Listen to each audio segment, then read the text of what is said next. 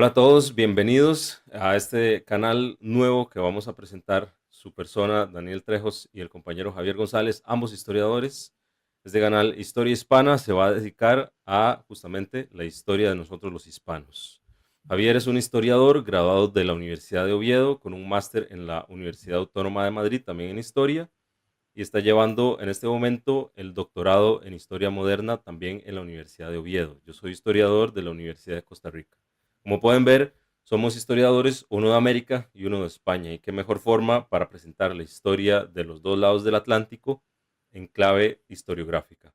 Por lo tanto, el capítulo de hoy vamos a estar presentando un poco lo que va a tratar el canal, vamos a tratar lo que es la historia, la historiografía, para pues dejar clarito los temas que vamos a estar tratando, básicamente, y la clave en la que los vamos a estar tratando. También vamos a hablar de mitos y leyendas, porque la historia inevitablemente está muy cargada de confusión, cargada de procesos complejos, cargada de mitos y cargada de leyendas.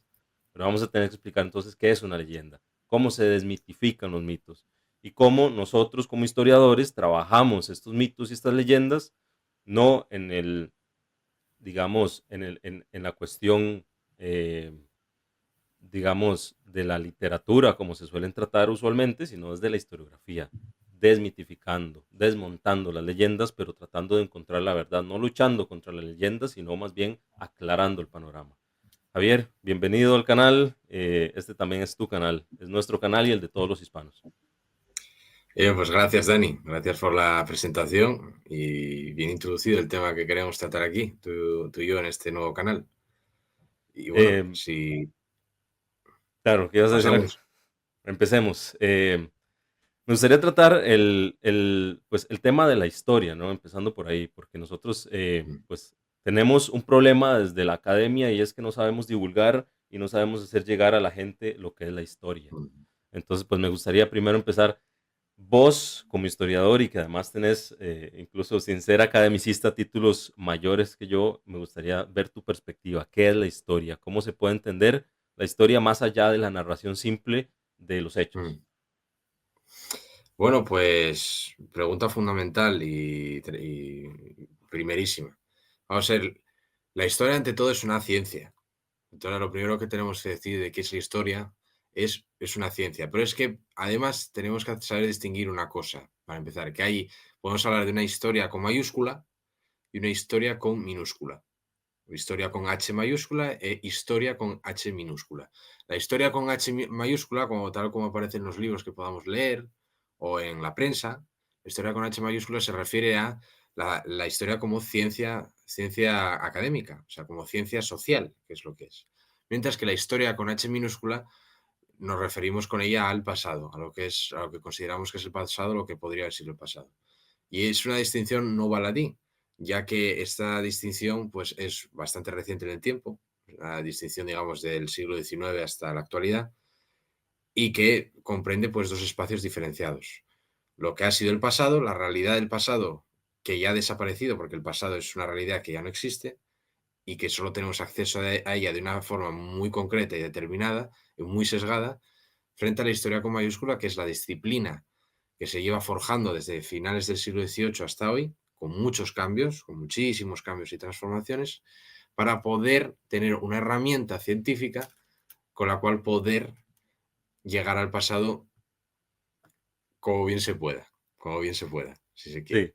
No, y además que, a ver, la historia, como decía un profesor mío, nosotros tenemos más de 2000 años de experiencia en Mm, éxitos y en fracasos, porque nosotros tenemos desde los historiadores griegos así de es. digamos, esa tradición de la narración del pasado, ¿verdad? Historia viene del griego historia, que quiere decir básicamente la investigación, ¿no?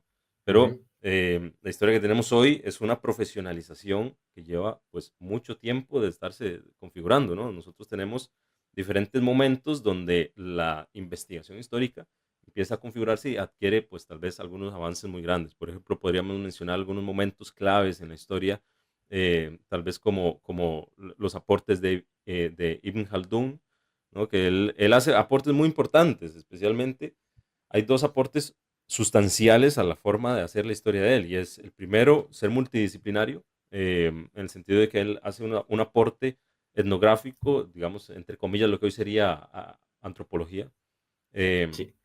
aportes sociológicos, y también hace una crítica a la fuente, que eso era muy poco común anteriormente. Los griegos usualmente decían, bueno, esto sucedió así, ¿verdad? Porque me lo contaron, y sin cuestionar quién se lo cuenta.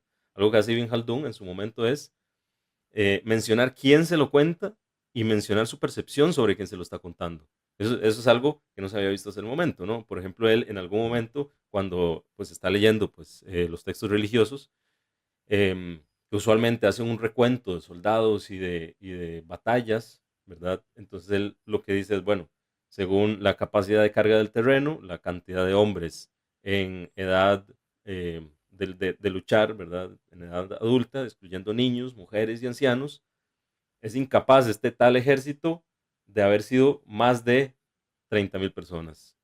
Pero la Biblia dice, no sé, mm. 200.000.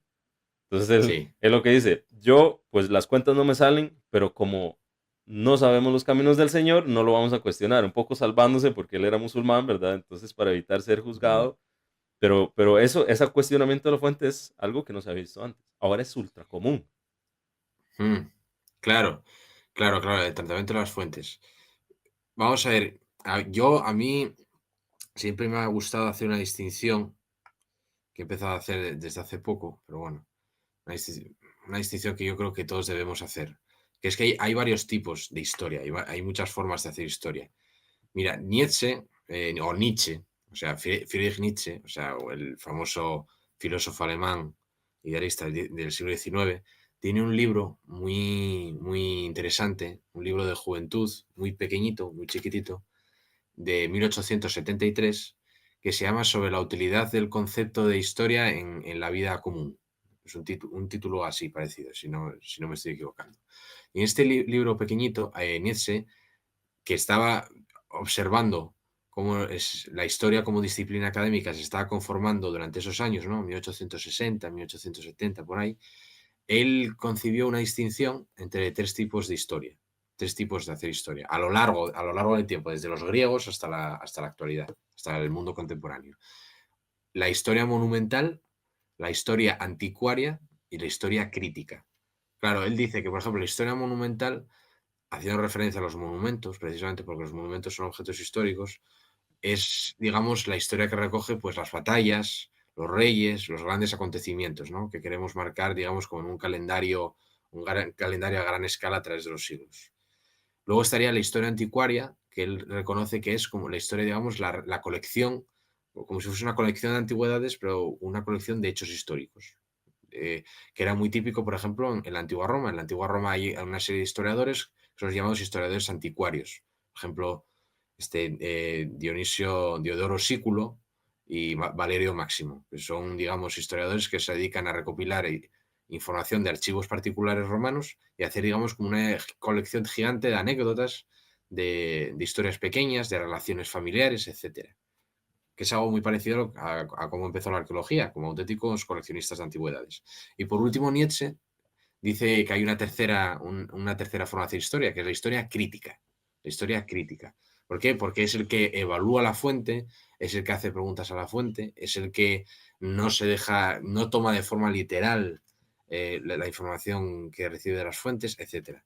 Por tanto, él lo que dice que es que frente a la historia monumental o la anticuaria, que siguen presentes hoy, no son formas de hacer historia que hayan muerto, son formas de historia que siguen presentes hoy, tiene que haber una historia crítica. La historia más adecuada en el sentido científico para poder adecuarse a un paradigma científico es la historia crítica.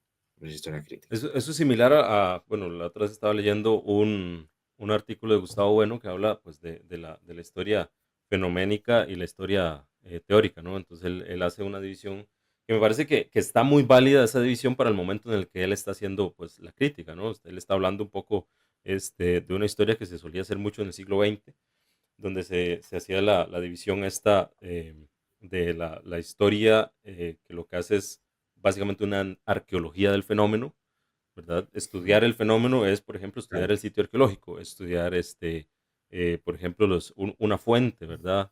Y luego está la historia teórica, ¿no? Que ya es un aporte que quizás es de los mejores aportes que hacen tal vez por ahí la Escuela de los Anales, la Escuela de los Marxistas Británicos, que es interpretar la historia a través de una teoría.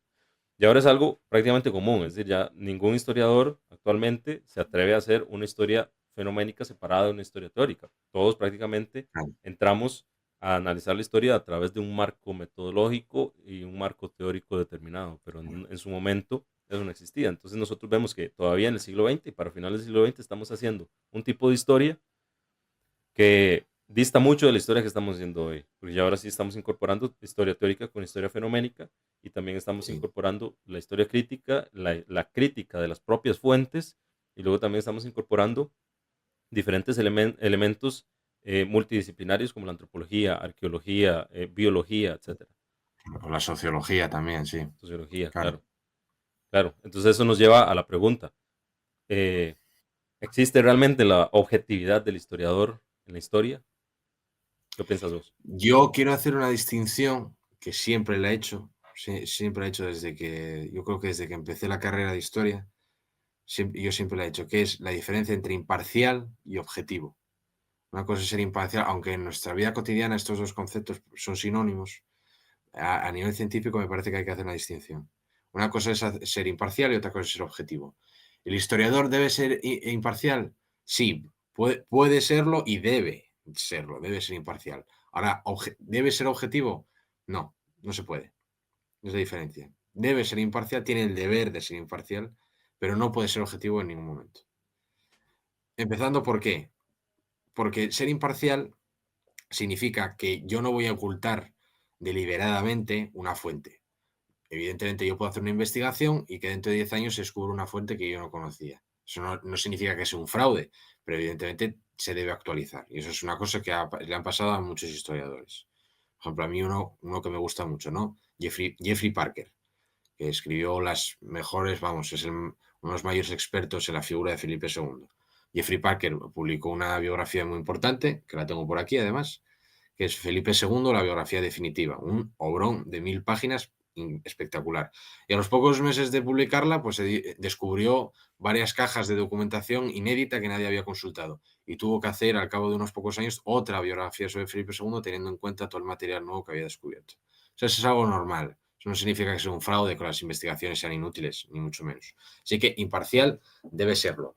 No sé, lo cual no quiere decir juzgar. Una cosa, lo del juicio es una cosa aparte, juzgar, que siempre se nos dice no juzgar el pasado con los ojos del presente. Bueno, vamos a ver, es que nosotros estamos haciendo historia desde el presente y estamos haciéndolo con una perspectiva científica desde el presente. Entonces, en el momento que tú estás analizando algo científicamente desde el presente, tú ya estás emitiendo un juicio, porque los juicios no solo son de valor. Siempre pensamos que los juicios son únicamente juicio como Como algún moral. elemento moral, como algo moral, pero es que no, los juicios no tienen solo por qué ser de valor, ¿de acuerdo? Y un juicio puede ser tanto positivo como negativo. Es decir, cuando vilipendiamos una figura histórica la juzgamos, vale, pero es que cuando la ensalzamos hasta el Olimpo, también lo estamos juzgando, para bien, pero lo estamos juzgando. Entonces, imparcial sí, desde luego, pero objetivo no. Objetivo es imposible. Para empezar, porque el investigador siempre va a estar atravesado por su época, la que está viviendo, que también es una época histórica que es consecuencia de épocas históricas pasadas, y por tanto, objetivos no podemos ser porque somos el resultado de un proceso histórico, mientras que estamos investigando también procesos históricos. Así que desligar la figura del objeto es imposible. El investigador, el sujeto del objeto es imposible distinguirlo en ese sentido. Claro, y aquí entramos en dos cosas también, ¿no? Podemos hablar un poco más de lo que decía Marx, ¿no? De que el sujeto es fruto de su entorno y nosotros Claro. propiamente estamos siendo frutos de nuestro entorno, de nuestra formación académica, de nuestra formación propia, además fuera de la academia, Mm, ¿verdad? Y nuestra formación ideológica, ¿no? Y eso también me lleva a otro ejemplo muy claro, por ejemplo, el caso de la población indígena de América antes de los procesos de conquista, ¿no? Que durante todo el siglo XX se trataron de hacer estimaciones. Es más, desde el momento en el que de las casas se está escribiendo, por ejemplo, su brevísima, em, él está tratando de hacer unas estimaciones que pues, a él le salen muy mal, pero el problema es que tampoco salen muy bien a otros historiadores mucho más contemporáneos. Del siglo XX todavía tenemos estimaciones de 100 millones o 50 millones. A Sí, ver, la diferencia entre 100 y 50 es del doble, ¿no? Y bastante. es muchísima, ¿verdad? Entonces ahora nosotros tenemos mucho más acceso a, por ejemplo, estudios sobre la capacidad de carga del suelo, sobre la complejidad de una sociedad a través de su cerámica, la capacidad digamos, bueno, el tamaño de los sitios arqueológicos, el tamaño de diferentes este, construcciones, ya sea construcción monumental o construcción, digamos, habitacional, y todo eso nos dice mucho, mucho más en este momento que lo que les decía en el siglo XX, cuando todavía incluso la arqueología estaba pues en pañales, ¿no? Entonces lo que tenemos es una conjugación de nuevos análisis, nuevos descubrimientos, de nuevas, no, y además descubrimientos de otras disciplinas que lo que nos llevan es a rectificar, ¿verdad? Yo creo que eso es lo que estás diciendo vos, ¿no? La imparcialidad es la honestidad académica de rectificar cuando me equivoqué, ¿verdad? Cuando yo hago una estimación que me tira alrededor de 100 millones, pero luego tengo estimaciones mejores que me están diciendo, ¿no? 60 millones, Mm, bueno, tengo que rectificar y decir, bueno, tal vez mis estimaciones se fueron muy arriba, pues no pasa nada, ¿verdad? Al final, el trabajo de la historia es ir rectificando sobre lo escrito. claro. Sí, bueno, el ritmo del debate cambió en los años 60, cuando llegó la famosa teoría de la Tierra Virgen, ¿no? La famosa teoría de la Tierra Virgen de un historiador cuyo nombre me he olvidado, que publicó un trabajo muy importante en los años 60, teorizando precisamente que las enfermedades europeas habían arrasado con la población indígena de muchos territorios antes de que los españoles llegaran a esas tierras. Por lo tanto, lo que se postulaba es que habían llegado a tierras vacías porque justo los años previos a la llegada de las tropas o de los colonizadores, las enfermedades ya habían barrido con toda la población nativa. Entonces, claro, las estimaciones tradicionales de 10 millones de habitantes empezaron a dispararse, ¿no? Empezaron a decirse que 90 millones o 140 millones de habitantes incluso. Claro, la teoría de la Tierra Virgen es interesante y fue, digamos, fue un antes y un después en el debate sobre la población indígena, sobre el volumen de la población indígena, pero sí es verdad que no explicarías por sí sola por qué la población nativa siguió decayendo en las décadas siguientes a la conquista. Porque claro, normalmente cuando se dice cómo decayó la población en los años de la conquista, ya, pero es que no solo decayó durante la conquista por las acciones militares, las masacres y las plagas, sino que siguió decayendo a lo largo de las décadas hasta mediados del siglo XVII. Hacia 1650 en muchos territorios, por ejemplo el Valle Central de México, no se empieza a recuperar demográficamente hasta 1650. Sí, Muy, muy, muy, las muy, nuevas muy tarde investigaciones dicen 1630 es donde inicia el proceso de recuperación, de recuperación. O donde sea, inicia el tardan, o sea, proceso. más de 100 años después de la conquista. Entonces, claro, no pueden ser las enfermedades por sí solas las que estén vaciando de población las áreas habitadas por los indígenas, como decía la teoría de la Tierra Virgen. Y además, por otra cuestión, porque aquí tenemos que hacernos una pregunta que siempre pasa desapercibida, que nadie se hace, que es que, ¿por qué razón enfermedades que no se conocían en América, llegadas de Europa, causaran tanta mortandad, pero enfermedades americanas tropicales, tales como la sífilis, la fiebre amarilla, la malaria, cuando llegaron a Europa, no golpearon a la población de forma tan grave como se hicieron a los pueblos indígenas? Sí, Europa sufrió de la sífilis, de la fiebre amarilla y de la malaria, pero aguantó bien el impacto. Aguantó Claro. bien, a pesar de la mortandad que hubo, aguantó bien el impacto. No hubo un cataclismo demográfico como sí lo hubo en el continente americano. Entonces, claro, no pueden ser por las enfermedades por sí solas. Ujú. Tiene que haber un contexto también socioeconómico que explique cómo la población sigue decayendo en las décadas Y siguientes. además eso tiene que ver también con la forma estructurada de la misma sociedad. Nosotros tenemos también estudios sobre cómo se conforma, por ejemplo, lo que se va a llamar después la República de Indios, ¿verdad? Que se empiezan a hacer Mm, pueblos de indios. Y esta es una reforma administrativa que pues sucede después de la conquista, ¿verdad? 1550, mm, 60 por ahí más o menos empiezan a crearse estos pueblos de indios y es el poner a todos los indígenas dentro de un solo poblado con su propio cabildo, que es algo que mucha gente no sabe. Los indígenas mm, tenían, los llamaba pueblos de indios, donde el cabildo tenía que ser indígena, es decir, el sí, municipio, digamos. Tenían alcaldes y representantes, pero tenían que ser indígenas. Em, y los españoles tenían prohibido vivir ahí, pero ¿cuál es el problema? Que ahora estamos poniendo a toda una población viviendo junta cuando ellos no tienen defensas para ciertas enfermedades, entonces el nivel de contagio se acelera, ¿verdad? Es por eso que nosotros, a Sí, partir de 1560, 70, empezamos a ver un descenso poblacional causado por las enfermedades, pero ya había habido contacto hace más de 50 años, ¿verdad?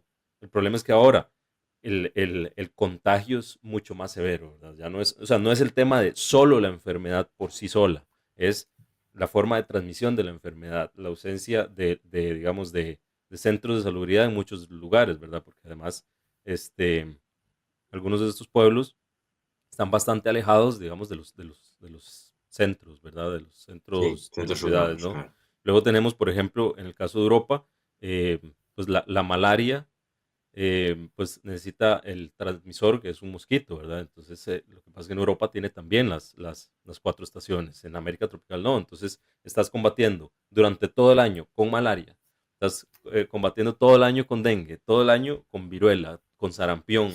O sea, es todo el año estás con enfermedades y con centros de contagio y con focos de Claro. contagio. Entonces, al final, sí es cierto, puedes explicarlo de alguna manera por las enfermedades, pero hay muchos elementos que contribuyen a este conglomerado de factores que pues hacen un bajo poblacional. Luego tenés también el trabajo forzado, luego tenés, por ejemplo, la mita, la encomienda, tenés ¿verdad? Una sobreexplotación de las poblaciones que al final, todo sumado, por supuesto, causa un bajón poblacional muy fuerte, pero no puede ser unifactorial.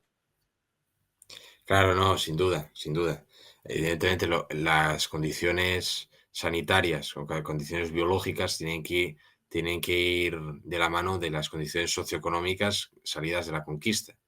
Ahora bien, ahora bien, hay que tener en cuenta que la conquista de América, en gran parte de los territorios conquistados por los españoles, sufrieron el colapso de los ecosistemas nativos. Y claro, cuando hablamos de ecosistemas, nosotros estamos hablando de las especies animales y vegetales y las relaciones biológicas que existen entre ellas, como las cadenas tróficas y, digamos, los equilibrios ecológicos que hay dentro de un ecosistema, sino también la relación del ser humano con ese ambiente del que extrae alimentos, tanto en su forma de agricultura como de ganadería, y de caza y de pesca. Claro, hay que tener en cuenta esas relaciones del ser humano por cuanto la famosa capacidad de carga, la famosa capacidad de carga de la que hablan los antropólogos, ¿no? O sea, cuántos alimentos se puede extraer de un territorio con un determinado número de población, que es lo que tanto investigan los arqueólogos. Bueno, los ecosistemas nativos colapsaron con la llegada de la conquista. Muchas comunidades se disolvieron, muchos campos de cultivo se abandonaron, muchas técnicas agrícolas pues también se tuvieron que abandonar. Las reducciones que tú has hecho referencia obligaron a abandonar muchos espacios de cultivo, etcétera. Yo creo que el caso más significativo es el lago Texcoco, en México. O sea, la gran laguna sobre la que estaba Tenochtitlán, la capital mexica, era un gran lago del que dependían pues tanto la economía de la ciudad como todas las sociedades que vivían alrededor del lago. En el lago se secó inmediatamente después de la conquista de Cortés. Así que ya podemos imaginar el cataclismo económico que se supone que un lago de esas proporciones se seque y que por tanto todas las economías que dependen de él desaparezcan.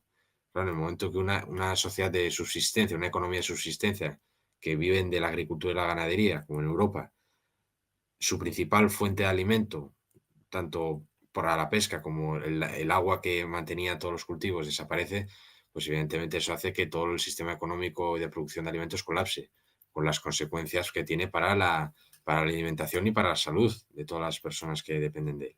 Entonces, claro, si tenemos en cuenta eso, más los efectos de la conquista, efectos biológicos, el trauma y los malos tratos, pues evidentemente tienes un cóctel muy peligroso para que la población empiece a decaer, vamos, empieza a decaer completamente, Claro. vamos, cuesta No, abajo y sin frenos. y me gustaría aquí hacer una aclaración, ¿verdad? También porque mucha gente a veces, y esto es parte de los mitos que ahora más tarde vamos a empezar a tocar también, Mm, que mucha gente cree que los españoles cuando llegan en el momento de la conquista destruyen absolutamente la biodiversidad, los bosques y demás, ¿verdad? Y que empieza un proceso de destrucción como si las comunidades indígenas no tuvieran también procesos destructivos del medio ambiente. Nosotros tenemos, por ejemplo, mm, este, en cierto momento cuando la ciudad de Teotihuacán expulsa, eso podemos tocar más tarde, ¿verdad?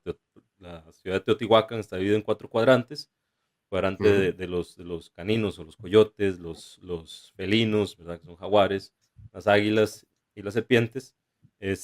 Cuando en algún momento las serpientes, el cuadrante de serpientes, tratan de hacer una toma de golpe de estado, son expulsados, ¿verdad? Poco tiempo Bien. después, se sabe que pues un grupo venido del centro de México hace una toma de la ciudad de Tikal en Guatemala, toman el poder. Y con ellos vienen ciertas costumbres que ya los mayas, la zona maya tenía la costumbre de encalar pues, sus pirámides, pero viene con unos procesos de encalamiento mucho más fuertes. ¿Qué es lo que sucede?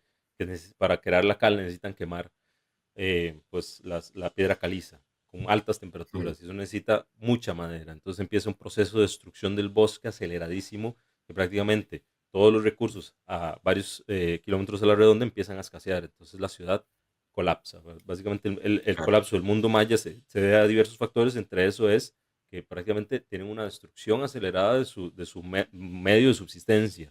Pero luego tenemos el otro lado. Por ejemplo, en la zona del Panamá conocemos el tapón del Darién. La carretera interamericana es una carretera que conecta desde Argentina al sur hasta Estados Unidos y Canadá al norte, ¿no? Pero el único lugar donde no está conectada es la frontera entre Colombia y Panamá, lo que se conoce como el tapón de Darién. ¿Qué es lo que sucede? Que eso no fue un tapón en el momento de la llegada de los europeos. Ahí había comunidades asentadas, había pues también un bosque que era principalmente pues bosque en algunas zonas, pero también asentamientos humanos en otras. Es decir, no había tal tapón, por eso había una fácil comunicación entre las poblaciones. ¿Qué es lo que sucede? Que cuando llegan los españoles, básicamente algunas de esas poblaciones se mueven, se movilizan o son también movilizadas a la fuerza, y lo que hay ahí es un bosque que se regenera y se recupera. Y en el día de hoy tenemos lo que es el tapón. Es una selva inflanqueable, pero que en ese momento de la conquista no existía tal nivel de selva. Pero entonces también hay una Ya, recuperación de algunos ecosistemas. sí.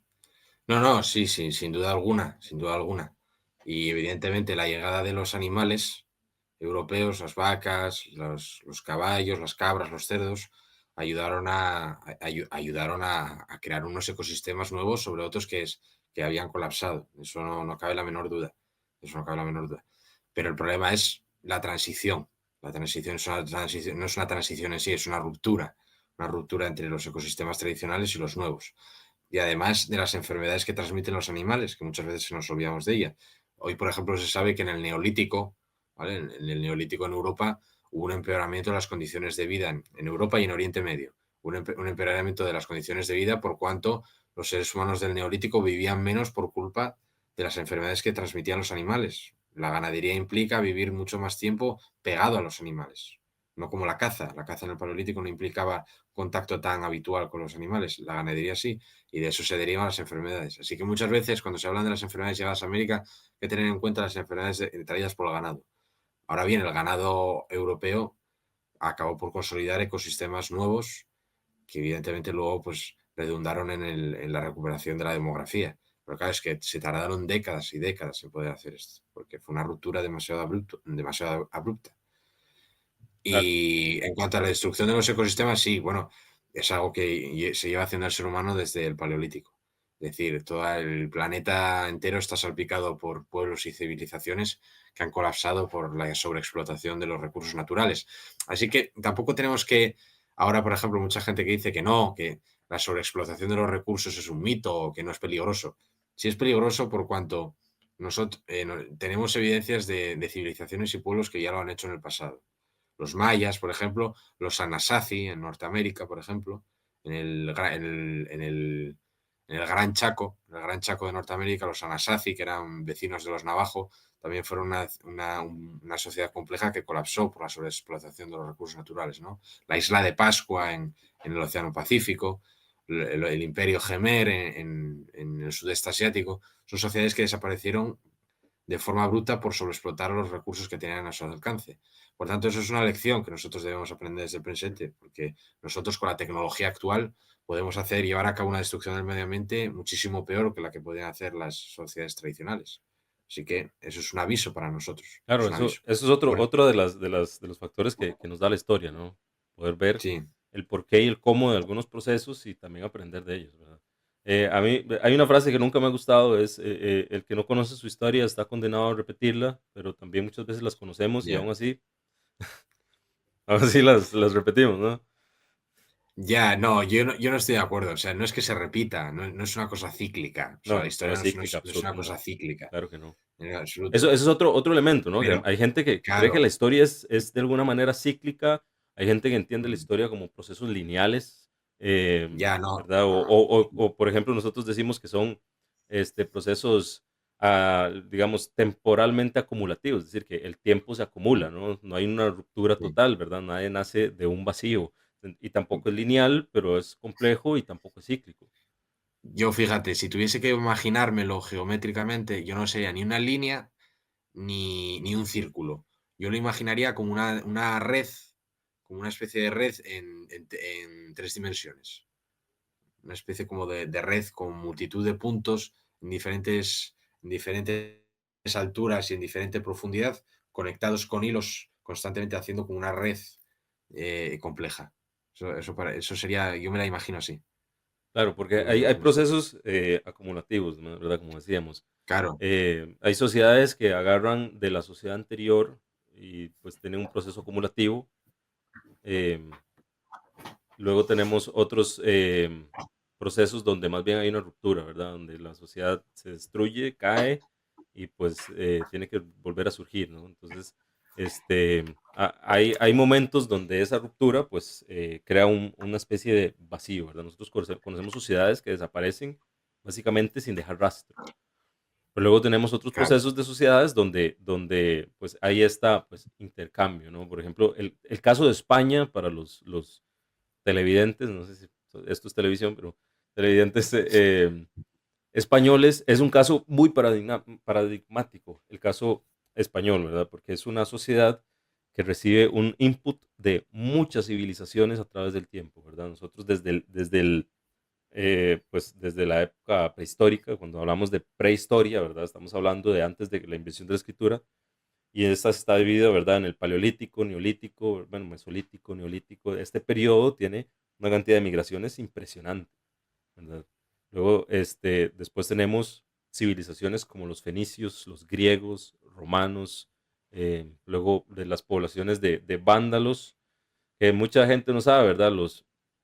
Los avaros y los vándalos son poblaciones que vienen de más o menos Asia Central, pero son poblaciones iranias, es decir, que tienen un idioma Sí, iraní, bueno, cierto. similar al Sí, iraní, ¿verdad? Y eso llega a la península también, ¿verdad? Y sí, eso es sí, algo que mucha gente no sabe. ¿Y vienen de dónde? Pues empujadas a través de los hunos, migraciones sí. masivas que empiezan a encontrar pues pueblos en el medio y los empiezan a jalar y involucrarse en estas hordas gigantes. Entonces podemos encontrar Mm. pueblos de habla prototúrquica, protomongólica, digamos, pueblos de lenguas ávaras o indoiranias, digamos, viniendo aquí bueno, ahí a la zona de Europa y luego llegan a la península y eso se integra con la población, pero luego tenemos otros movimientos de poblaciones germánicas como los godos, ¿verdad? Que vienen también y ellos son pues quienes fundan estos reinos pues, medievales después de la caída del Imperio Romano, ¿no? Sí, bueno, incluso llegaron al norte de África. O sea, por ejemplo, los vándalos Con llegaron Genserico, a si no la me península equivoco, ibérica, luego pasaron al norte de África, conquistaron Cartago, la Cartago romana, o sea, la romana. ciudad, digamos, la refundación de la ciudad de Cartago por los romanos, Y luego y cruzan de luego, nuevo a la península luego itálica. cruzan y derrotaron a los romanos en una super batalla naval. O sea, imagínate, Entonces hicieron la imagínate vuelta redonda prácticamente. hicieron la vuelta completa. Imagínate qué tutes se pegaron para llegar acabaron en Italia. Acabaron en Italia y saquearon Roma, Genserico. Y todo Entonces, esto sí, claro. acumula, son procesos acumulativos de la historia, ¿no? Sí, es un proceso acumulativo completo, completo. Además, la península, bueno, pues es un área que por su situación geográfica entre el Mediterráneo y el Atlántico, aunque evidentemente en la antigüedad había conexiones entre el Mediterráneo y el Atlántico por el desconocimiento, la desconexión con América eran menores que la edad moderna, claro. Ahora bien, por aquí ha pasado todo tipo de pueblos, y han dejado restos, pueblos y civilizaciones han dejado restos arqueológicos de toda clase. Ahora bien, España como país, España, la España actual, la España, la nación política, tiene una deuda pendiente muy, muy grande con una civilización, o si queremos, o con un tipo de cultura, que es la cultura islámica. La cultura islámica.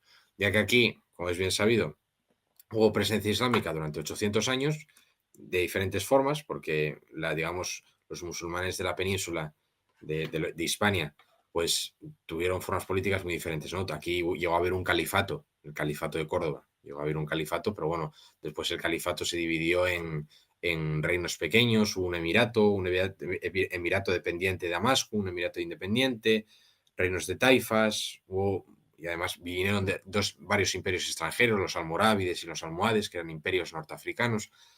En 800 años los cambios políticos fueron muchos y las rupturas en la España musulmana, como a veces se la ha llamado, aunque es un concepto muy, muy discutible eso de España musulmana, pues evidentemente 800 años dejan un rastro cultural inmenso, inmenso, gigantesco. Entonces el problema es que por razones ideológicas, durante el siglo XIX, en el seno del orientalismo, cuando empezó a ponerse en moda esto de Oriente, Occidente y Oriente, el orientalismo, de lo que hablaba Edward Said, Eduardo Said, claro. pues hubo muchos autores británicos, franceses, que vinieron a España intentando buscar un pasado musulmán en decadencia, por así decirlo. El ejemplo perfecto es el de un escritor estadounidense, que es Washington Irving, que llegó a Granada y, digamos, redescubrió la Alhambra, el famoso palacio de los reyes nazaríes en Granada, en Andalucía.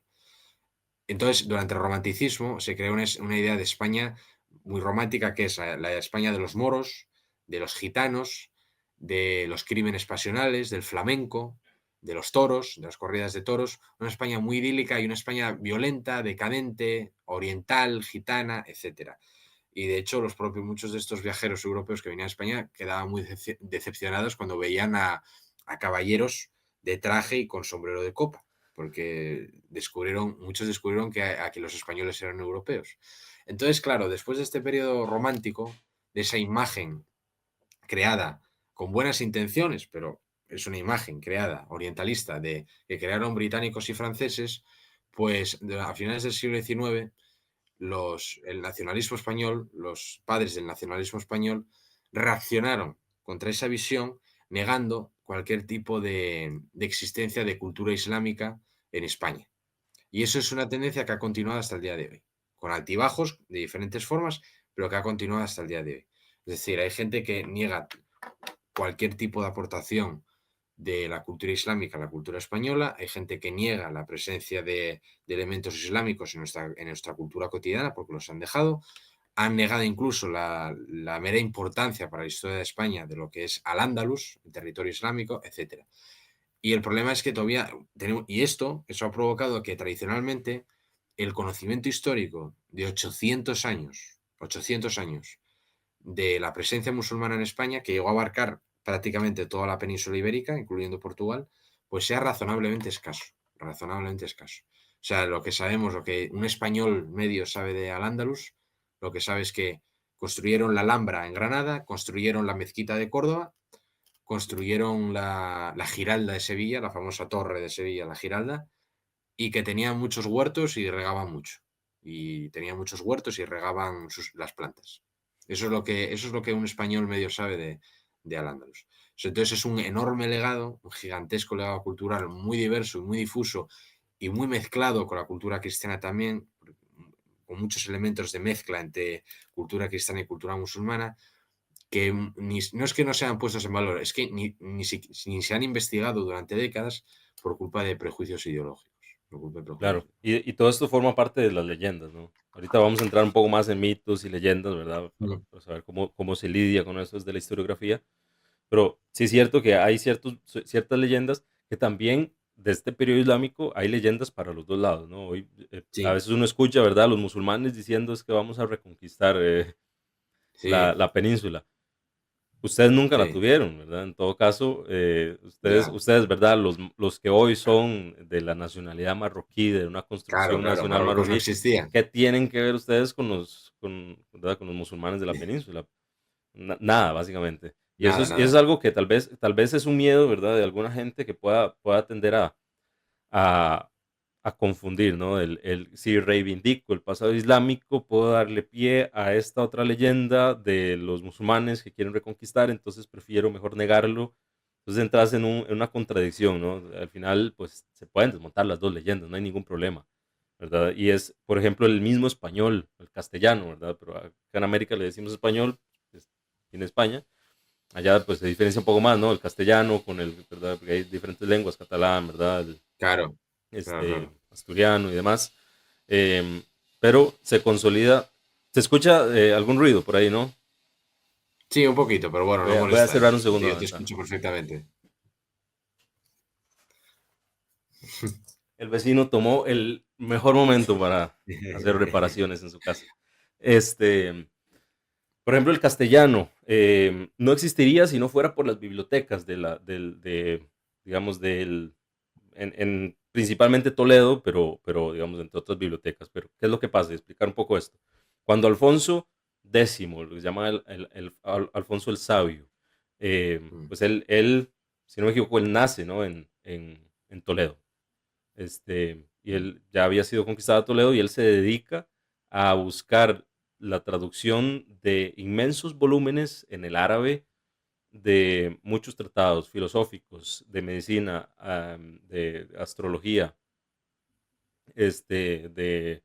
bueno, de diversas formas de arte, ciencia, matemática y demás, lo que se llama la Escuela de Traducción de Traductores de Toledo. No era una escuela realmente, ¿verdad? Porque una escuela implica, ¿verdad? Como que todos sigan a un discípulo o que todos están Mm. compaginados en cierta tendencia de traducción y realmente eran gente individual pagada allá afuera por el arzobispo de Oviedo o después por la corona.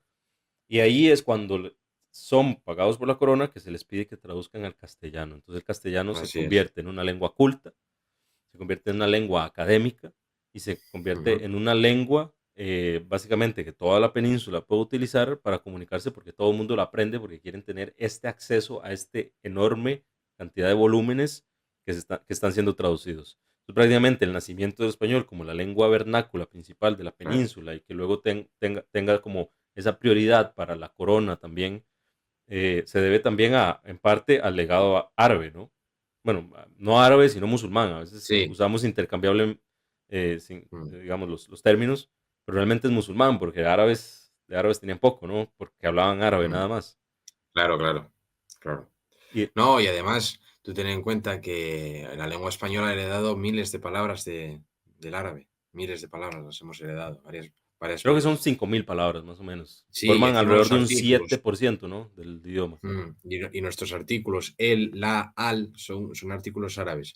E incluso nombres de provincias. Muchas provincias y regiones españolas tienen nombres árabes, ¿no? Madrid, Cataluña, Andalucía, Albacete, Murcia, La Mancha, son nombres árabes, castellanizados, pero son árabes. Y además, ya que has mencionado a Alfonso X, hay que tener en cuenta las contribuciones de esta mezcolanza que te está diciendo, porque hay aportaciones, nos gusta o no, o sea, la cultura no son compartimentos estancos. La cultura se transmite, se toma y se da. Eh, Quiero decir, una de las obras más importantes de la literatura española, en castellano, es El Cantar del Mío Cid, Ujú, que es el gran poema sobre un caballero medieval, vamos, hecha en la Europa de la Edad Media. Hecho en la Europa de la Edad Media. Bueno, pues El Cantar del Mío Cid muestra, y esto lo sabe todo español por su educación, sobre todo las personas, ahora ya no tanto porque la educación ha cambiado mucho, pero todo español sabe que el caballo del Cid se llamaba Babieca y su espada era la colada, ¿vale? Lo de poner nombre al caballo y nombre a la espada viene de la literatura árabe, viene de la poesía árabe, viene del abad. no lo El sabía. abad es un género de poesía islámica. Y de hecho, el propio nombre de el Cid viene de Sidi, que significa señor en árabe. Ya está, es decir, hasta ese punto llegamos. Hasta ese punto llegamos que el nombre del caballero, el nombre del caballo y el nombre de la espada, a pesar de que es el prototipo de caballero cristiano, los nombres que recibe el caballero, el caballo y la espada, pues viene influenciado por el canon de la poesía árabe. Ujú. Hasta ahí llegamos. Sí, ¿De incluso acuerdo? creo que es el tataranieto, ¿no? De Alfonso X, Mm. Creo que es Pedro primero, ¿no? Pedro el Este, Cruel, sí. sí, él cuando construye su palacio, vea que ya estamos avanzando bastante, ese es el tataranieto, si no me equivoco, o Mm. tras tataranieto, no me acuerdo en este momento. Cuando él construye su palacio, lo construye con motivos árabes y en Sí, árabe. sí, sí. Y dice en árabe, en inglés sería God is my victor, el Dios es mi victorioso, ¿no? O mi victoria es en Dios, algo así es lo que dice. Pero lo dice en motivos, ¿verdad? En Sí. cursiva árabe, ¿verdad? Eso es que ellos de por sí ya tenían, pues, digamos, un alto respeto porque sus arquitectos, muchos eran musulmanes o judíos. Entonces, pues prácticamente pues, sus construcciones tenían esa influencia árabe- arabesca, Sí, ¿no? claro, claro. Y imagínate un caso particular de simbiosis cultural, ¿no? De hibridismo. Cuando ya se conquistó Córdoba, la famosa mezquita de Córdoba, que es una mezquita espectacular, monumental, donde los versos del Corán aparecen escritos en árabe en las paredes, bueno, pues la mezquita de Córdoba fue convertida en catedral. Fue convertida en catedral. Es decir, para santificar el espacio, se da misa en un espacio que previamente había sido musulmán. ¿De acuerdo? Pero no se borraron los versos islámicos de las paredes. Es decir, había cristianos que asistían a misa rezando el Padre Nuestro entre cuatro paredes escritas con versos coránicos en árabe. Y cuando en el siglo XVI, en tiempos de Carlos I, la Iglesia, el Arzobispado de Córdoba, el Obispado de Córdoba, presentó el proyecto para construir una catedral dentro de la mezquita, que al final se hizo, pues las autoridades municipales de Córdoba escribieron todo un memorándum al emperador en 1527 diciéndole razones, además unas razones como una lectura como muy actual, ¿no? Una que podríamos hacer tú y yo, una lectura casi desde un punto de vista del patrimonio artístico.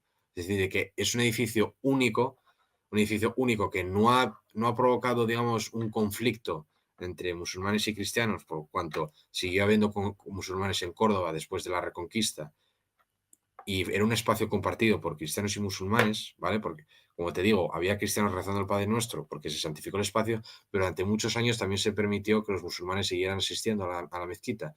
Entonces, construir una catedral dentro de ese recinto era estropear un monumento que era único en su tipología. Imagínate, y eso lo escribieron en un memorándum hace 500 años. Imagínate que adelantados a su tiempo eran, entre comillas. Entonces, claro, hay gente que quiere saltarse todo esto a la torera. Hay gente que quiere saltarse todo esto a la torera y empezar a ver dos bandos. El bando de los cristianos y el bando de los musulmanes. Y claro, ¿cuál es el problema? Que esto no es un partido de fútbol. Esto no son dos partes perfectamente compartimentadas. No, la historia no funciona así. La historia no es un partido de fútbol, esa frase siempre me ha gustado. Y hablemos un poco, bueno, ya, como ven, ya hemos tocado muchos temas de España, Mm, de América. La idea de este canal va a ser esa, tocar muchísimos temas. Este es simplemente el capítulo introductorio, pero vamos a hablar un mm. poco de lo que es los mitos y las leyendas, porque aquí ya hemos Sí, tocado mitos y leyendas, pero no hemos explicado qué es exactamente el mito y una leyenda, ¿no? sí, Mito en general, bueno, dice, como lo menciona Gustavo Bueno, ¿verdad? Es un relato simbólico, ¿verdad? sí, Usualmente el mito viene de lo divino, ¿verdad? Una forma de explicar y simplificar un proceso complejo que el ser humano es incapaz de explicar. Entonces recurre a los mitos. El mito no es verdad o mentira. El mito es claro, una simplificación de la realidad. Por ejemplo, ¿por qué llueve? Bueno, porque el dios de la lluvia quiere que llueva, ¿verdad? claro, Eso es un mito, por ejemplo. Es un relato simbólico. Ahora podemos utilizar mito para otro tipo de relatos simbólicos que simplifican. Cuando hablamos de cultura, cuando Gustavo Bueno habla del mito de la cultura, está hablando de que la cultura o el término cultura hace referencia a un relato simbólico que simplifica patrones de comportamiento de la sociedad y demás que pues nosotros podemos simplificar para entender fácilmente, pero la cultura no es fácilmente entendible, es muy compleja. La historia claro. también, la historia está llena de simplificaciones, de mitos, ¿verdad? Y luego tenemos las leyendas. La leyenda es principalmente un recurso de la literatura, ¿verdad? Un discurso narrativo que se basa en una verdad, pero que la simplifica o exagera de acuerdo a patrones sociales. Y de ahí, por ejemplo, tenemos muchísimas de lo que se llaman leyendas populares. Eh, pues acá tenemos en Hispanoamérica, especialmente en la zona que era Mesoamérica, el relato de la Llorona, no sé si allá en España lo tienen. Eh, Y la Llorona en cada lugar, digamos, Sí, tiene sus modificaciones, ¿no? Pero pues posiblemente se origina de algún hecho real, ¿no? Pero luego tenemos otro tipo de leyendas, que son, por ejemplo, lo que actualmente se conoce como leyendas negras o leyendas rosas. sí, Me gustaría explicar, pues, digamos, lo que son las leyendas, porque muchas veces escuchamos, ¿verdad? El término leyenda negra antiespañola, leyenda negra anticomunista, leyenda negra, etcétera, ¿verdad? El término leyenda negra es, pues, un término muy genérico, poco descriptivo, que lo que está haciendo referencia es a una exageración que puede estar basada en hechos reales, pero que se tiende a exagerar para justificar, digamos, alguna claro. narrativa. Y usualmente se utiliza en tono negativo para vilipendiar a alguien. Y luego tenemos su contrapartida, que es la leyenda rosa, que no es, Claro. ojo aquí, no es la misma narrativa, sino que es otra narrativa, pero que lo que busca es exaltar Exaltar, sí. ciertas descripciones, ¿no? Voy a poner un ejemplo. Eh, lo que se dice, por ejemplo, el genocidio de los españoles en América, que no existe y no se puede hablar de genocidio. Ya luego, ahora, Javier lo explica mucho mejor, lo va a explicar, porque él lo explica fantástico. El supuesto genocidio, bueno, lo que se habla es de que hubieron atrocidades, por supuesto, toda conquista implica guerra y toda guerra implica muerte. Entonces, hay gente que exagera, dice pues que hubo un genocidio, que se asesinaron a millones de personas, ¿verdad? Entonces, esa es una narrativa, se asesinaron a millones de personas. Entonces, ¿qué sería la leyenda negra? Pues utilizar esta narrativa para acusar a los españoles de genocidas. La leyenda Ujú. rosa no es ver positivamente que se mataran a millones de personas. Eso no es una leyenda rosa, ¿verdad? Eso es la misma leyenda negra, nada más que estoy viendo como positivo que hayan matado a millones de personas. ¿Qué sería la leyenda rosa? Negar que se mataran las personas y decir más bien, no se mató a nadie y aquí todos vinieron en paz. Eso es la diferencia entre una leyenda rosa y una leyenda negra. Una exagera y la otra niega, ¿verdad? No es que las dos toman la misma narrativa y una la ve como algo bueno y la otra lo ve como algo malo. Eso no es, eso es exactamente la misma narrativa. Es el problema de simplificar con términos como leyenda negra y leyenda rosa. Javier, vos si quieres puedes también ampliar en esto porque yo sé que vos tenés mucho que decir. Sí. Vamos a ver, sí. O sea, yo lo que concibo es que el mito, como tú has dicho, tiene un origen religioso. Tiene un origen religioso a lo largo de todas las culturas. Ahora bien, una cosa es el mito, por ejemplo, los mitos griegos, que como tú bien dices, no es que sea verdad o mentira, eso realmente da igual que sea verdad o mentira. La cuestión es que es una explicación religiosa de una realidad observable. Frente a lo que hoy podemos decir mitos actuales, que ya no están marcados tanto por la religión, sino por el nacionalismo. Ahora bien, ahora bien, hay que tener en cuenta que muchas de nuestras ideas actuales, digamos, ideas de que hemos tenido desde la Ilustración del siglo XVIII hasta la actualidad, son una versión secular de ideas religiosas, ¿de acuerdo? Es decir, libertad, igualdad, muchas de nuestras ideas que hoy manejamos a día de hoy son una versión secular de ideas religiosas, así que mucho cuidado, que eso da lugar a reflexión, nos daría lugar a otro debate, que es hasta qué punto existen las sociedades laicas si nosotros tenemos ideas y religiosas pero secularizadas, ¿no? Entonces, claro, el mito y la leyenda hoy están marcados esencialmente por el nacionalismo, porque ha sido la construcción de las comunidades actuales desde el siglo XIX. Ahora bien, claro, el nacionalismo tiene en su seno elementos de origen religioso, elementos de origen religioso. Es decir, la exaltación de la patria hasta unos elementos, hasta unas proporciones metafísicas, como bien se ha comprobado, la exaltación, las alegorías religiosas de las figuras nacionales, etcétera, son testimonio de que hay un elemento teológico o teológico político dentro del nacionalismo. No sé si me explico con esto. Ujú, claro. No sé si me explico. Sí, sí, sí, no, absolutamente, absolutamente. De hecho, la secularización de ciertos conceptos religiosos es algo que va a permear prácticamente Claro. la forma de pensar de la sociedad actual, ¿no? Contemporánea. Y lo vamos a encontrar en muchos casos. De hecho, pues podríamos incluso hacer un video al respecto para explicar muchos de los casos en donde Ujú. lo que tenemos es la secularización de ciertos conceptos. Por ejemplo, el mismo, lo menciona Santiago Mesilla, que le mando un fuerte saludo. la secularización, ¿verdad? De la idea de sexo-género con relación a la idea de sexo y Por alma, ¿no? ejemplo, Es una secularización hombre, de un concepto religioso que se convierte en un concepto político y no deja de estar cargado de mito, ¿verdad? Está muy cargado de mito. mm, Y luego, pues, también tenemos las leyendas, ¿no? Las leyendas es, como decía antes, pues contar, digamos, eventos históricos a través de sobresimplificaciones o exageraciones. Y con eso, pues, queríamos hablar un poco de la leyenda negra, ¿no? Que va a ser también un tópico que en este momento es un tópico muy, muy, muy caliente, ¿no? Acabamos de pasar el 12 de octubre, ¿no? sí, Que el 12 de octubre es tremendo para los dos lados del Atlántico, ¿verdad?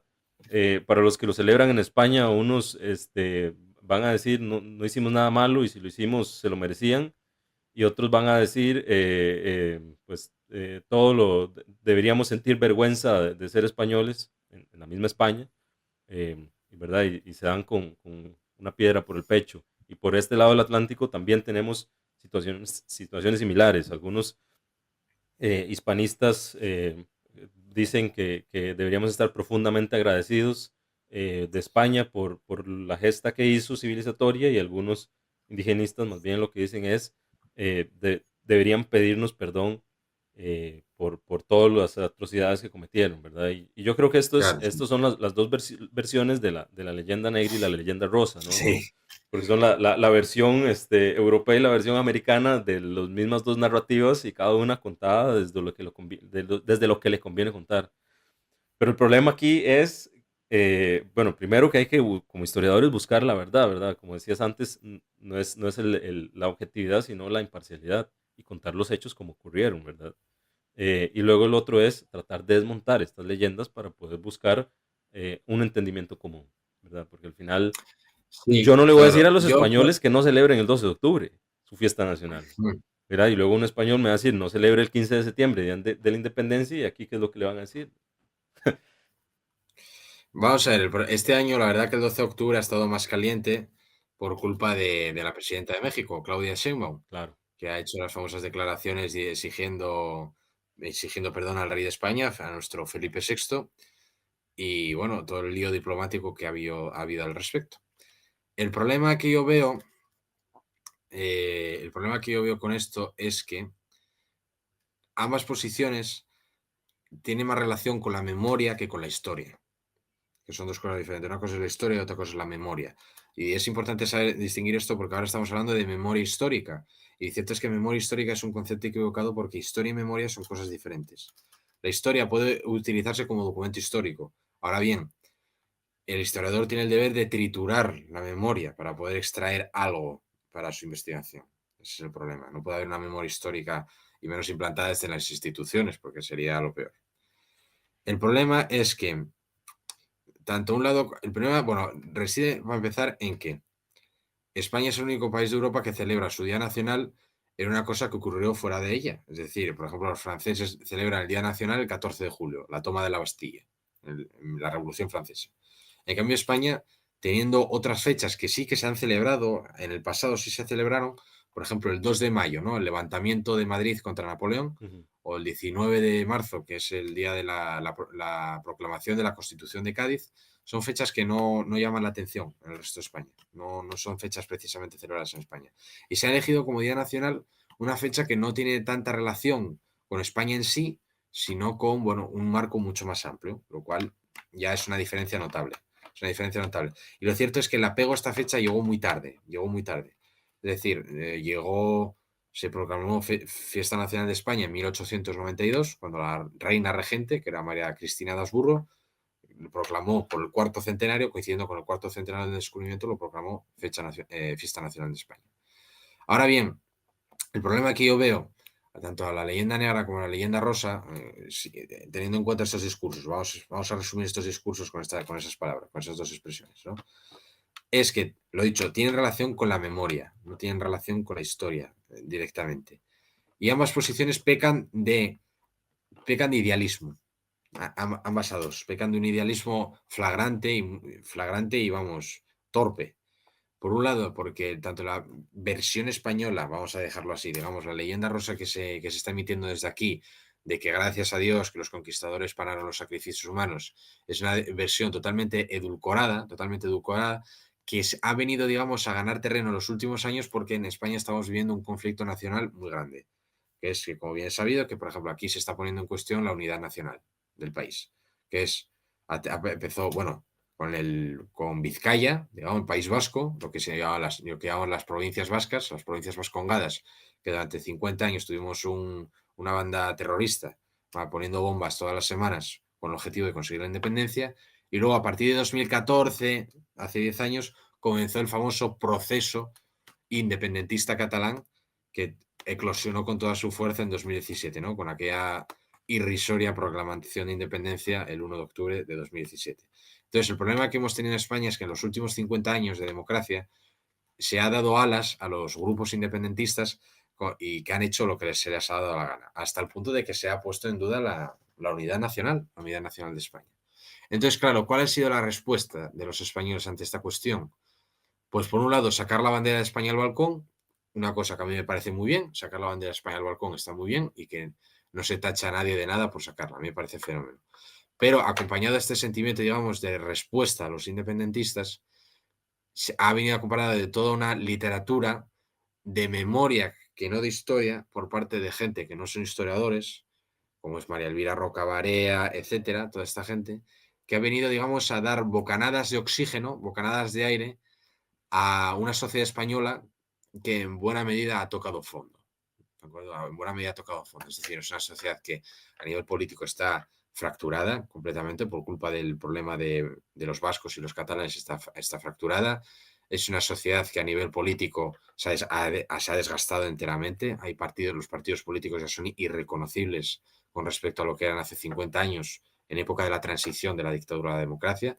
El nivel político es pésimo, a unos niveles que no nos podemos imaginar. La economía ha sido truncada completamente con la desaparición absoluta de la industria española y con la conversión de España en un paraíso turístico para los europeos, y una sociedad, por ejemplo, mi generación, yo que nací en el año 2000, una generación a la que yo pertenezco, que vamos a vivir peor que nuestros padres. Vamos a tener unos alquileres inasumibles, no vamos a poder comprarnos un coche, la mayor parte de nosotros no vamos a poder comprarnos un coche, no vamos a tener una pensión digna, no vamos a tener unas condiciones laborales dignas en nuestro ámbito.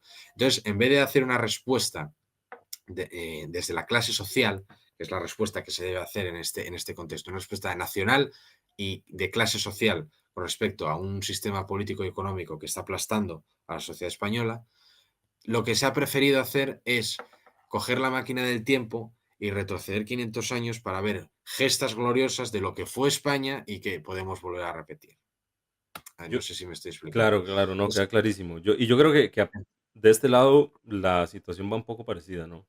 La construcción del nacionalismo es muy fuerte y distrae, especialmente, por ejemplo, en el caso de, puedo decir abiertamente el caso de México. La situación de México, a ver, no es que el gobierno de Arturo Manuel claro, López Obrador, Andrés Manuel López Obrador haya sido pésimo, pero tampoco ha sido lo que él ha vendido que es, ¿verdad? Realmente un gobierno, pues, relativamente estable en los ámbitos macroeconómicos, pero tampoco está sacando al país de la pobreza. Estamos muy claros. Entonces, ¿a qué recurren? A retóricas nacionalistas, que es lo que recurren todos los países en todo momento, ¿no?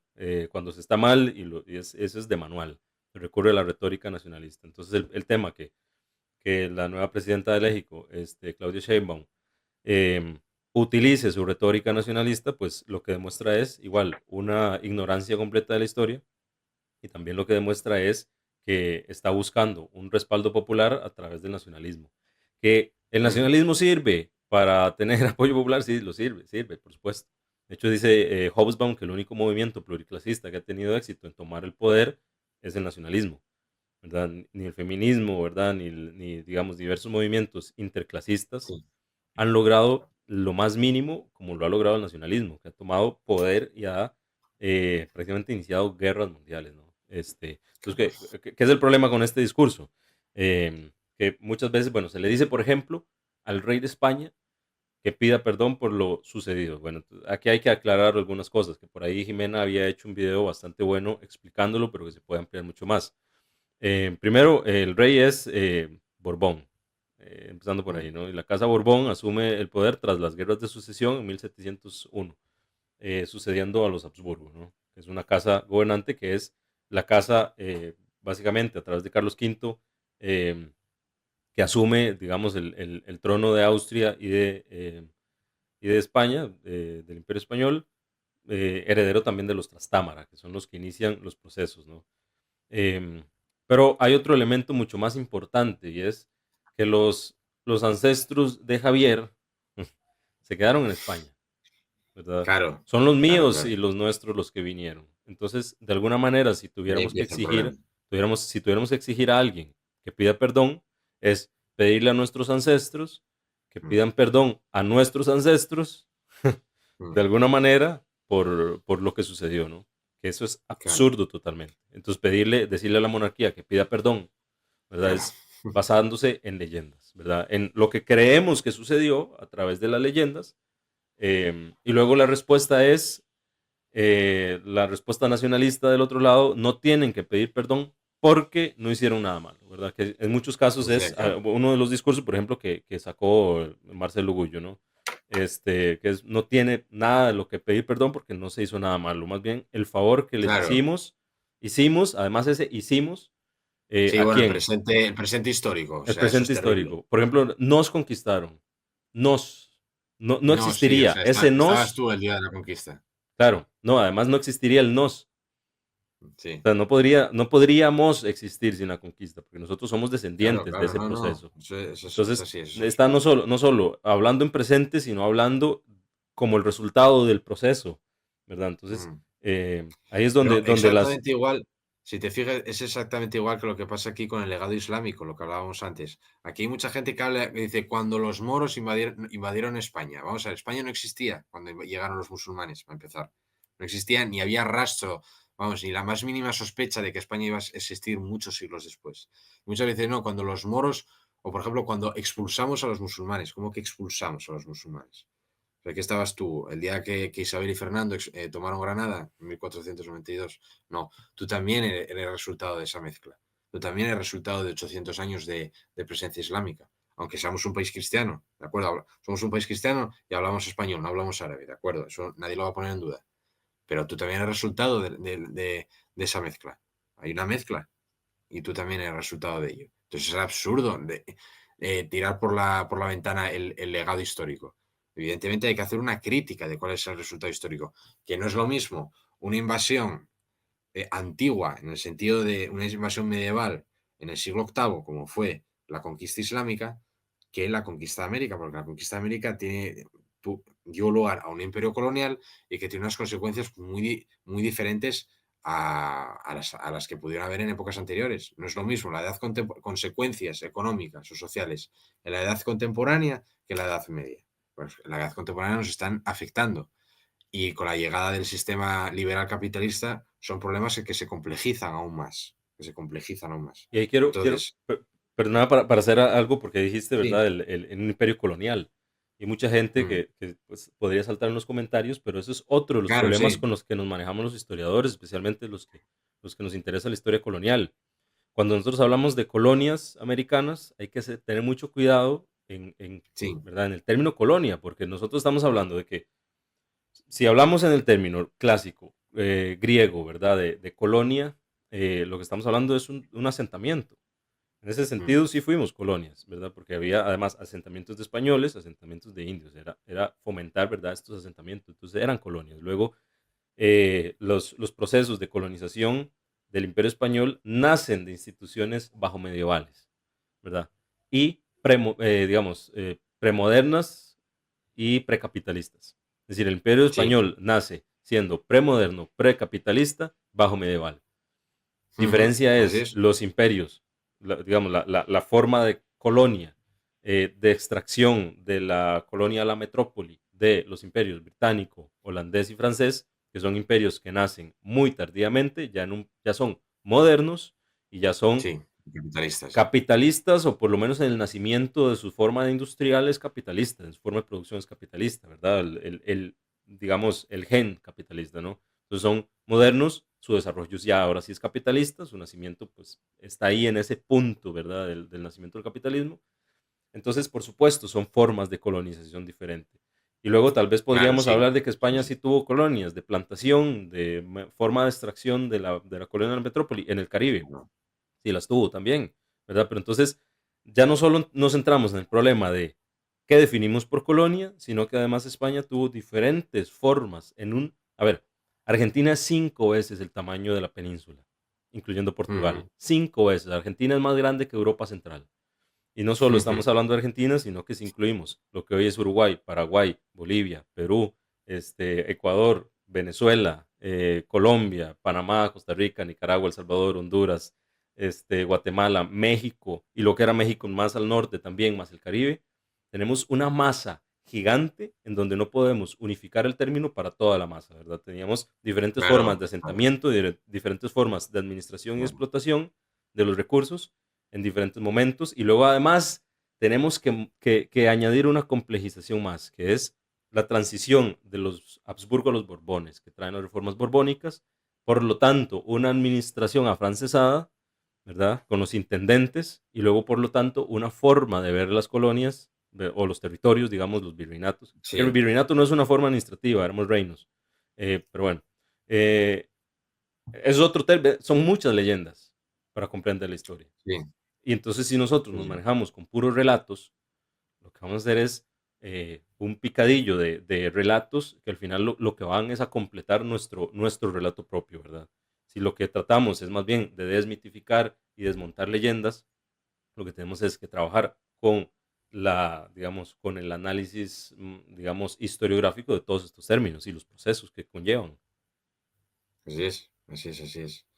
Vamos a ver, sí, claro, cuando hablamos de modelos, un territorio tan inmenso implicó formas de adaptarse muy diferentes y de manejar el territorio de forma diferente. Eso no cabe ni la menor duda. Y que no fue lo mismo las ciudades que el campo. Pero a lo que vamos es que la América española, como todas las sociedades de la historia de la humanidad, excepto las cazadoras recolectoras, son sociedades estratificadas, Estamental, jerarquizadas socialmente. ¿Y eso qué significa? Que hay un estamento que gobierna, que oprime y que extrae. Y hay unos estamentos no privilegiados que tienen que trabajar, que tienen que pagar impuestos, que tienen que bajar a la mina, etcétera, que tienen que extraer recursos, producir recursos o, bueno, extraer o producir recursos para que otro estamento se los quede y pueda comerciar con ellos y pueda apropiárselos. ¿De acuerdo? Y eso es algo común a todos los imperios, tanto de la antigüedad, de la Edad Media, de la Edad Moderna y la contemporánea. Por precolombinos tanto, o, hacer una o distinción, claro, hacer una distinción, tenemos que hacer distinciones, efectivamente, tenemos que hacer distinciones. No es lo mismo un imperio medieval que un imperio capitalista moderno, sin ninguna duda. Ahora bien, Ahora bien, el problema es que son sociedades estratificadas y hay un estamento o una clase social que manda, que ordena, que tiene el control de las instituciones y que tiene bajo su control al común de la población que extrae recursos, los produce y paga impuestos para el beneficio de la clase privilegiada. Y eso era la América española también. Eso eso, era también la América española. Todas las sociedades y la América española también. Entonces, saltarse este episodio tan importante es ridículo. Y evidentemente, hay algo que tenemos que tener, tenemos que ser sinceros con nosotros mismos, porque esto es así. La conquista produjo un estamento privilegiado, fruto del antiguo régimen, con dos estamentos, que es la nobleza y el clero. La nobleza y el clero son los estamentos privilegiados. Son los que mandan en España y en América. Son los dos estamentos que manejan las instituciones y que tienen la hegemonía política, económica e ideológica. Bien, los estamentos no privilegiados, que son los campesinos, los artesanos y los esclavos, trabajan para los privilegiados. Ya está. ¿Quiénes componen los estamentos privilegiados en América Española?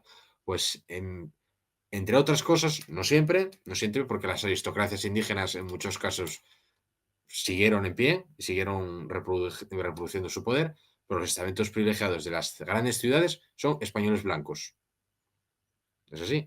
Y los campesinos en muchas ocasiones y los esclavos son indios, mestizos, mulatos y negros. Entonces hay una estratificación social clara. sí, Una sí. estratificación Y social a pesar clara. de que había movilidad, la movilidad que existiera Sí, no sí, quiere decir claro que que fuera había, la claro, norma. Por ejemplo, tenemos el caso claro. de, hay leyes de prohibición de que un negro se case con un indio, con un indio. Claro, ¿Por claro. qué? ¿Cuál era la Y razón? no solo eso. porque los hijos de los Mm, indios no podían ser esclavizados. Los hijos claro, de los claro, negros sí. claro. Entonces se les prohíbe porque es perder digamos, un Sí, sí, futuro esclavo, claro. ¿no? Y eso es a nosotros nos parece muy complejo, ¿no?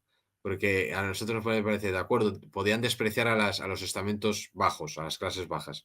Pero al mismo tiempo prohibían la esclavitud de los, prohibían los matrimonios interraciales entre indios y negros, pero con otra razón detrás, porque su hijo no podía ser esclavizado. Para que veamos lo complejo que es un asunto como este. Es un aspecto extraordinariamente complejo de Sí, mirar. sí, no era porque no les gustaba la mezcla. A ellos Claro, claro, no, les es daba es un igual. parámetro totalmente diferente. Sí, Porque, sí, es un porque parámetro hay casos donde hay mulatos que logran ascender y ojo, esto es algo muy delicado, logran obtener el título de español, porque sí, español no era un concepto racial. no, no, era un título, sí. Entonces cuando un negro logra tener el título de español, de hecho hay un caso, ahorita no recuerdo el nombre, llega el nuevo virrey a la Ciudad de México y se reúne pues con los que tienen el título de don, ¿verdad? Que ya son pues aristócratas, Mm, y uno de ellos es un mulato.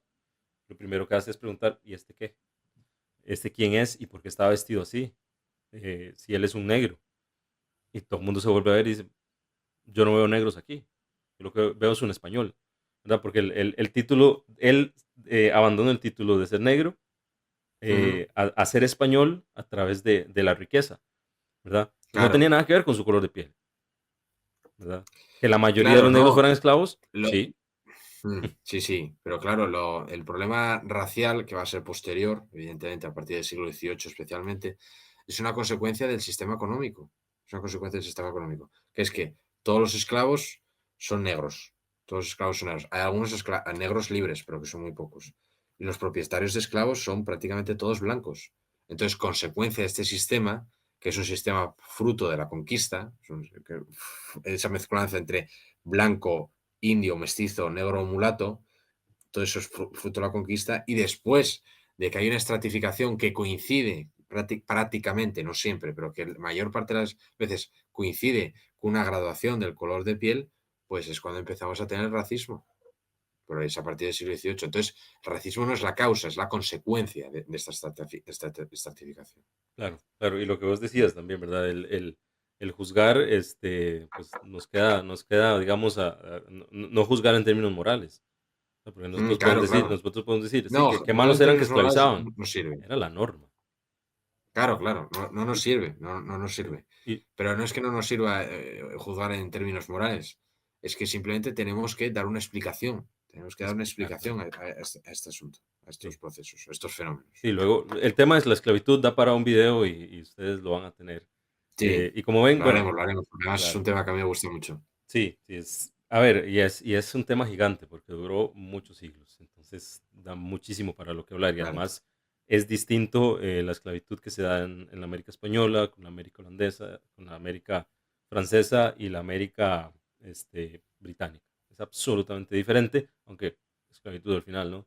Este, Bueno, quería cerrar este mm, primer capítulo, ¿verdad? Con algunas conclusiones, ¿no?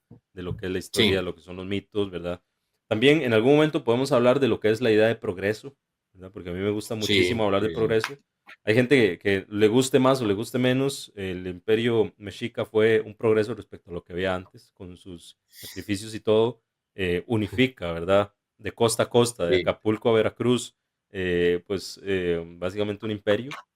Luego también la conquista musulmana fue un progreso con respecto a lo que había antes y la reconquista católica fue un progreso respecto a lo que había antes, ¿verdad? A veces no se dan esos progresos, a veces se dan retrocesos, pero la idea de progreso también tenemos que tocarla en algún momento porque es compleja, como dicen ustedes los españoles, de cojones. Es compleja ya, y asusta, sí, ¿no? Asusta a mucha gente sí, hablar de progreso porque piensan que decir que la conquista española de América trajo progreso lo ven como si estuviéramos haciendo una valoración positiva. El progreso no es ni positivo ni negativo, es entre comillas, una valoración objetiva. Ya hablamos, digamos, de si se puede hablar de objetivo o no, pero es una valoración más, digamos, con la cabeza fría. No estamos diciendo que es bueno o malo, porque trae sufrimiento sí o sí toda conquista, pero el progreso es también progreso en las formas de cultivo, en las formas de administración, en las distribuciones del conocimiento, en la forma, digamos, de trabajo, de herramientas, etcétera, ¿verdad? Entonces, ahí luego vamos a hablar de eso. Sí, sí. Me gustaría hacer una conclusión, pero le voy a dar la palabra a Javier porque él tiene una capacidad de síntesis que a mí me impresiona. Gracias, hombre. No, bueno, yo simplemente para concluir, bueno, me lo pones difícil, ¿eh? Me lo pones difícil. Pero vamos a ver, a lo que vamos es que el conocimiento histórico la historia como ciencia busca la verdad, que es una cosa que ya hemos dicho tú y yo aquí hoy. Y evidentemente el conocimiento parte de la duda, tiene que partir siempre de una duda, para poder deshacer el camino, para hacer un camino o deshacerlo para volver a hacer otro, tienes que partir siempre de la duda, una duda metódica, si quieres. Tienes que dudar, tienes que pasar el rodillo de la crítica sobre todo lo que veas y todo lo que hagas. Entonces tienes que estar haciendo filosofía crítica siempre. La historia siempre es una disciplina crítica, pero porque se basa en un marco teórico que es de filosofía crítica. Si no estás haciendo filosofía crítica, no te puedes dedicar a la historia. Esos son los dos elementos. Primero, que es una ciencia social. Siempre que hables de historia, no puede ser historia política, historia económica. Siempre tiene que ser una historia social. Tienes que estar siempre en una historia de la sociedad, de cosas que están dentro de una sociedad. Entender cuál es el papel que juega algo dentro de una sociedad, sea lo que sea. Y segundo, que tiene que ser siempre desde el rodillo crítico. Si no tienes esos dos elementos, no puedes hacer historia. Yo creo que eso es lo fundamental. Excelente, muy bien. Yo también quiero hacer una aportación y es eh, que a ver, muchas veces nosotros los historiadores tendemos a ser muy cerrados dentro de nuestra academia. Este canal justamente lo que es un intento de salir de esa, digamos, escasez de divulgación que nosotros muchas veces divulgamos para otros historiadores, para otros colegas. Y hay gente que no se dedica a la historia con pues las luces y las sombras que pueda traer Claro, eso, que son muy buenos divulgando, pero muchas veces les falta digamos, la formación académica, metodológica, de lo que es la historiografía, ¿verdad? El escribir historia, ¿verdad? Porque historia no es contar relatos, ¿verdad? O contar lo que me dice la fuente que yo leí, ¿verdad? Porque también hay que criticar la fuente, es algo que veremos más adelante, cómo se critica una fuente. Por ejemplo, no es lo mismo leerse a De las Casas simplemente y repetir lo que él dijo sin entender el contexto de las casas, de las casas, claro, sin entender el claro. contexto indiano, entender por qué Carlos I, Carlos V, le hace caso, porque él, a ver, Carlos V le lo necesitaba a De las Casas. Si queremos hablar de neurolegendarios, Carlos V es el primero, porque es el Sí, que le claro. cree. Él le necesita creer, porque él necesita reducir los privilegios y las prebendas de los conquistadores para que no se les zafen de su dominio, ¿verdad? De los territorios recién conquistados. Pero entonces hay que entender el contexto de Carlos V para entender el contexto de las casas, hay que entender el contexto de las casas y de las Indias para entender el contexto donde él escribe La Brevísima, ¿verdad? Y también hay que entender, por ejemplo, el contexto de lo que dice Cortés, porque muchas veces es totalmente opuesto a lo que dice de las casas, y luego tenemos a Bernal Díaz del Castillo o a Fray Bernardino de Sahagún, que todos dicen cosas muy similares, pero todas muy distintas al mismo tiempo. Entonces, ¿cómo hacemos para triangular? Bueno, hay que hacer crítica de fuente. Y muchas veces, mucha gente que no es historiadora eh, no hace esta crítica de fuente y lo que hace es divulgar muy bien pero con una narrativa que tal vez no es la correcta. Entonces, yo creo que este trabajo nuestro va encaminado a eso, a iluminar un poco el camino, un poco como me imagino a los primeros conquistadores, ¿no? Ir por la selva abriendo montaña con el pecho, en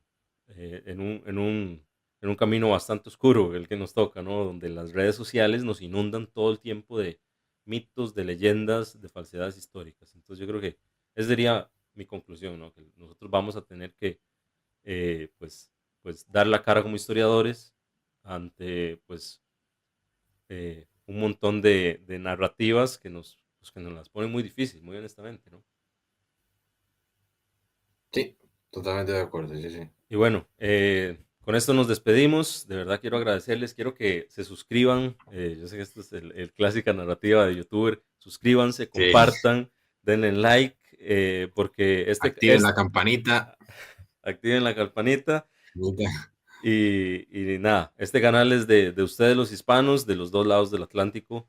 Este, este canal es un canal de historia, se llama Historia Hispana y se va a dedicar justamente a todos estos componentes de lo que somos nosotros, de los dos lados del Atlántico, a desmentir mitos y a desmontar leyendas y tratar de dar un poco de luz a lo que es nuestra cultura y nuestra historia común. Y pues nada, hasta luego y muchas gracias. Venga, hasta luego.